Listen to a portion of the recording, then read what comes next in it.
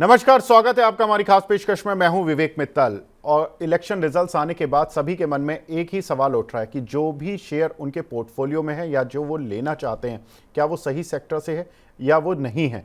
इस पर brokerage houses का भी व्यू आ चुका है और एक हमने कंसोलिडेट कर डेटा निकालने की कोशिश की है, जिसमें कि ये बताया जा रहा है कि कौन से सेक्टर निवेश के लिए बेहतर है और कौन से सेक्टर निवेश के लिए ठीक नहीं है। CLSA की एक रिपोर्ट आई है जिसमें उन्होंने कहा कि जिन सेक्टर्स पर वो ओवरवेट हैं या बुलिश हैं, उसमें बैंकिंग, IT, इंश्योरेंस, कमोडिटीज़ और इंश्योरेंस, ये 4 सेक्टर हैं जहां पर कि CLSA कहते हैं कि यहां पर बुलिश बेट लगाई जा सकती हैं। साथ ही जिन 2 सेक्टर पर वो बियरिश हैं वो है ऑटो और industrial. Industrial generally capital goods को ही से ही जोड़ा जाता है।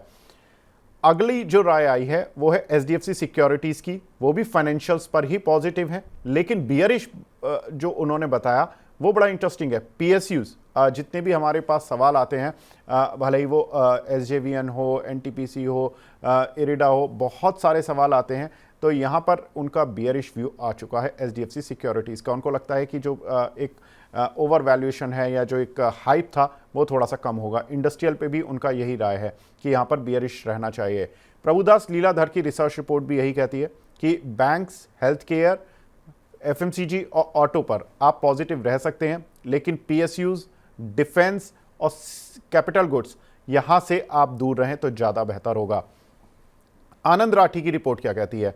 वो भी ऑटो, FMCG, सीमेंट, फाइनेंशियल्स और IT, इन 5 सेक्टर पर बुलिश हैं। हालांकि उनकी बेरिश बैट नहीं मिली तो इसलिए हमने इसमें शामिल नहीं की। तो कुल मिलाकर कह सकते हैं कि चारों ही ब्रोकरेज हाउसेज जहां पर बुलिश हैं उसमें एक सेक्टर तो बड़ा इंपॉर्टेंट है, वो है बैंक।